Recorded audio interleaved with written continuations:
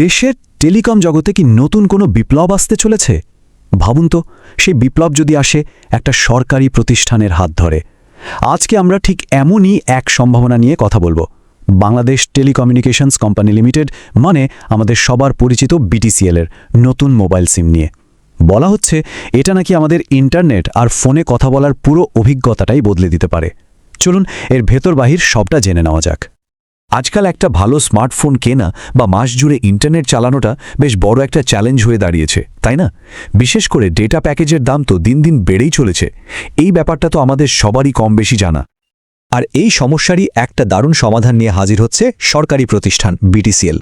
তারা এমন এক নতুন মোবাইল সিম আর প্যাকেজ আনছে যা সাধারণ মানুষের কথা মাথায় রেখেই তৈরি করা হয়েছে।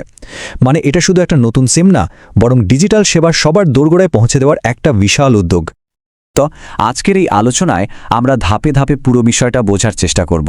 আমরা দেখব কিভাবে এই নতুন যুগের শুরু হলো, এর পেছনের প্রযুক্তিটা ঠিক কি অবিশ্বাস্য অফার থাকছে, কিভাবে একটা প্যাকেজেই সব সেবা পাওয়া যাবে, আর কবে কোথায় এই সিম পাওয়া যাবে। সবশেষে এর বাস্তবতা আর ভবিষ্যৎ সম্ভাবনা নিয়েও কথা বলবো। তাহলে চলুন একদম শুরু থেকে শুরু করা যাক। এই যে উদ্যোগ, এটা কিন্তু শুধু কথার কথা না, এর সফল কারিগরি পরীক্ষার মাধ্যমে কিন্তু এক নতুন অধ্যায়ের সূচনা হয়ে গেছে। এই তো 2026 সালের 23 ফেব্রুয়ারি একটা দারুণ ঘটনা ঘটেছে। সেদিন ঢাকার গুলিস্তান আর রমনা টেলিফোন এক্সচেঞ্জে বিটিসিএল তাদের নতুন সিমের ভয়েস কল আর ডেটা কানেকশনের সফল পরীক্ষা শেষ করেছে। এই সফলতার মানে হলো সেবাটা চালু করার জন্য তারা কারিগরি দিক থেকে এখন পুরোপুরি প্রস্তুত। এখন প্রশ্ন হলো, বিটিসিএল ঠিক কিভাবে এই কাজটা করছে, মানে এর পেছনের প্রযুক্তিটাই বা কি? চলুন জেনে নিই এই এমভিএনও বা মোবাইল ভার্চুয়াল নেটওয়ার্ক অপারেটর জিনিসটা আসলে কি। আচ্ছা, সহজ করে বলি, এমভিএনও হলো এমন একটা সিস্টেম যেখানে একটা কোম্পানির নিজস্ব কোনো মোবাইল টাওয়ার বা নেটওয়ার্ক থাকে না। তারা অন্য একটা অপারেটরের নেটওয়ার্ক ভাড়া নিয়ে নিজেদের ব্র্যান্ড নামে গ্রাহকদের সেবা দেয়।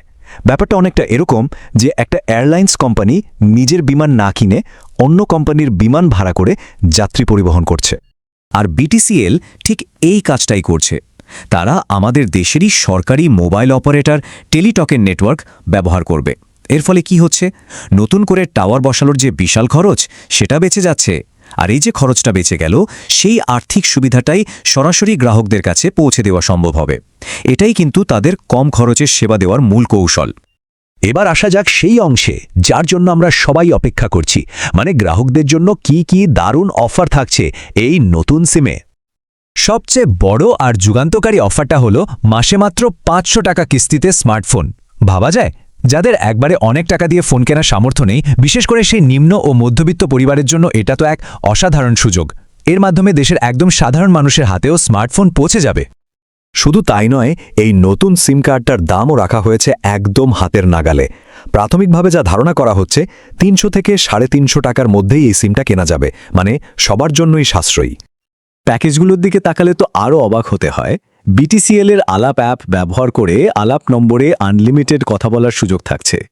অন্য অপারেটরের জন্য থাকছে 125 থেকে 200 মিনিটের বান্ডেল।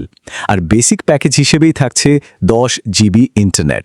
সাথে কম খরচে আনলিমিটেড ইন্টারনেট ব্যবহারের দারুণ সব প্যাকেজ তো থাকছেই।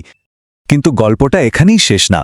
বিটিসিএল শুধু একটা সিম দিচ্ছে না, তারা নিয়ে আসছে কোয়াড প্লে নামের একটা কমপ্লিট প্যাকেজ, যেখানে একটা বিলের মধ্যেই সব সুবিধা পাওয়া যাবে। এই কোয়াড প্লে সেবার আওতায় একটাই বিল দিয়ে চারটা সুবিধা পাওয়া যাবে।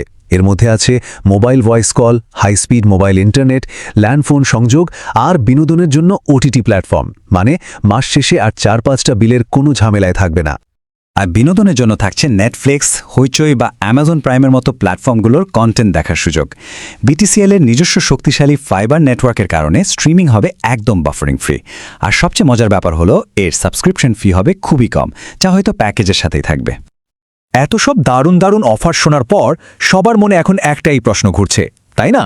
যে কবে আর কোথায় পাওয়া যাবে এই সিম। চলুন সেই উত্তরটাও জেনে নিই। তো পুরো ব্যাপারটার একটা টাইমলাইন যদি দেখি, তাহলে দেখব যে এর পরীক্ষামূলক যাত্রা শুরু হয়েছিল 2025 সালের 25শে নভেম্বর।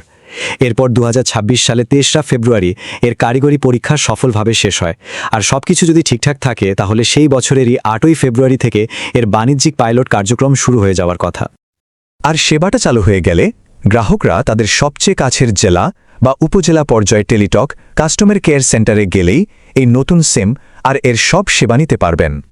সবকিছুরই তো একটা ভালো দিক থাকে, আবার কিছু চ্যালেঞ্জও থাকে। চলুন এবার এই উদ্যোগের বাস্তবতা আর এর ভবিষ্যৎ সম্ভাবনা নিয়ে একটু কথা বলা যাক। একবার ভাবুন তো, বিটিসিএলের এই উদ্যোগটা যদি সত্যি সত্যি সফল হয়, তাহলে আমাদের টেলিকম বাজারের চেহারাটা কতটা পাল্টে যেতে পারে।